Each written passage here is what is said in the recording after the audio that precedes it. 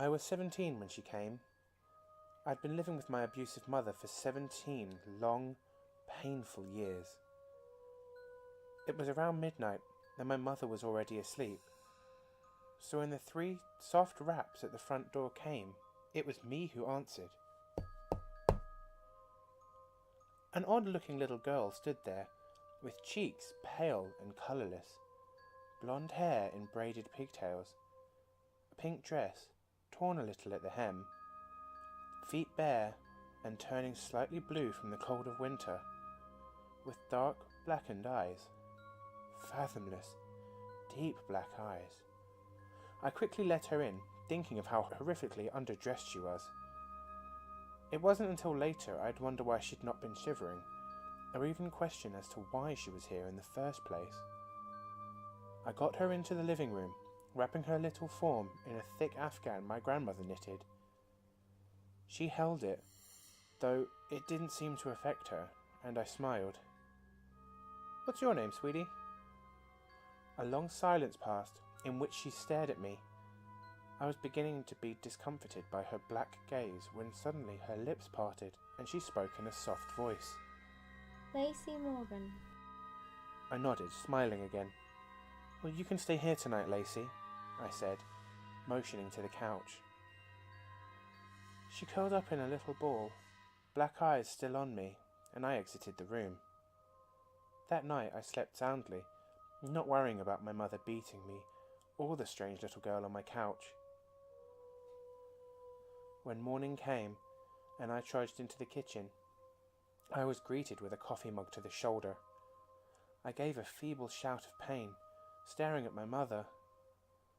"What the hell did you do? Why is there dirt on the couch?" she shouted, confusing me greatly. Upon investigating, I found that Lacey had vanished, the only proof that she'd been there being some dirt that must have fallen off her dress or her feet.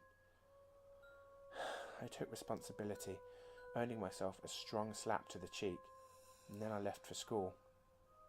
While there, I heard some news that sent chills down my spine. Lacey Morgan was found dead last night. I passed the day waiting for any more news on the subject, but found none. Upon arriving home, the news was broadcasting a live report on her, though. Lacey Morgan, 6 years of age, was reported dead at 7 last night. Her body was located in the backyard, buried there in her pink dress. So far there has been no sign of her mother, Melissa Morgan, who is suspected to be the killer. Melissa has reportedly abused Lacey many times and may be responsible for her death. Suddenly, a picture of Lacey appeared on the screen. She appeared very similar to how she had been when I met her. Blonde hair in braids, pink dress, pale face. Only in this time her cheeks had some colour, and her eyes weren't black, they were baby blue. To most this would seem unimportant, but to me it was everything. She'd died before she even arrived at my house, if what the newscaster said was true. Died hours before. I tried to play it off, going about my business. I went to bed early so as not to have to see my mother. It was around midnight when I awoke, to cool fingers stroking the raised bruise on my cheek. I sighed, leaning into the small hand.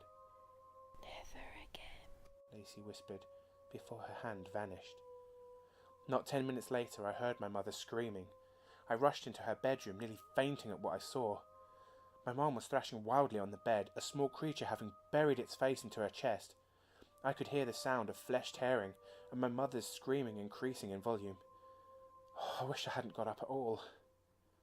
Later on, I'd tell myself that I hadn't, that I'd been asleep, but the truth was, I had gotten up. So when Lacey pulled back from the gaping hole in my mother's chest cavity, I had a perfect view of her razor-sharp teeth glinting in the light, glinting with my mother's blood. She smiled innocently at me for a moment, before swiftly tearing out my mother's jugular. Then I did faint, and when I came to, I was in my bed. I walked to my mother's room, morbid curiosity getting the best of me. Upon opening the door, I found the room empty. The bed was made neatly, as if my mum had left for work early. The only oddities were the dirty child's footprints and the open window, showing that Lacey had in fact visited. I never saw my mother again, and I not once missed her either. I eventually got married, and my wife and I had a child together, and after the event I named her Lacey. Recently I'd been noticing that the neighbour's daughter has all sorts of scrapes and bruises on her arms. I've started watching their home, and the other day I saw something very odd. A little girl running barefoot through their backyard up to their back door. It was around midnight, so I couldn't be exactly sure what I'd seen, but I was certain she'd met my eyes with her black ones, and I could swear she mouthed 2 simple words at me. Never again.